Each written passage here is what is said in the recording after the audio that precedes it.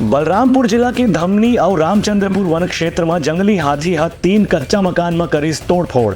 घर के लोगन मन भाग के बचाइन अपन जान। बलरामपुर जिला के वन क्षेत्र में दंतेल हाथी के उत्पात से अभी भी लोगन मन काफी परेशान हैं। धमनी रामचंद्रपुर वन परिक्षेत्र के पुचरुआ गांव में जंगली हाथी खाली 3 कच्चा मकान ला तोड़ दे रही से।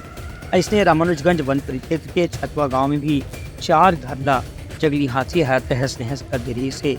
स्थानीय ग्रामीण मन के कहना है कि जंगली हाथी बीते करीब 3 रात से लगातार एक के बाद एक दूसर तीसर गांव में जाके कच्चा मकान और फसल ला बाड़ी ला भी काफी नुकसान पहुंचावत है। एक से बचे बर घर में जो परिवार में रहत हैं उमन मन कहीं दूर दराज में जाके अपन जान बचाए बर इंतजाम करे बर मजबूर हो गए हैं। वन विभाग के कर्मचारी मन के कहना है कि फिलहाल जंगल के आसपास कहीं खाए पिए के सामान जब मिल जाते या बहुआ मिल जाते तो हाथी जंगल से अपन रास्ता भटक के बस्ती में आ जाते। यही पाए के बस्ती में हाथी के उत्पाद देखे बर मिला थे।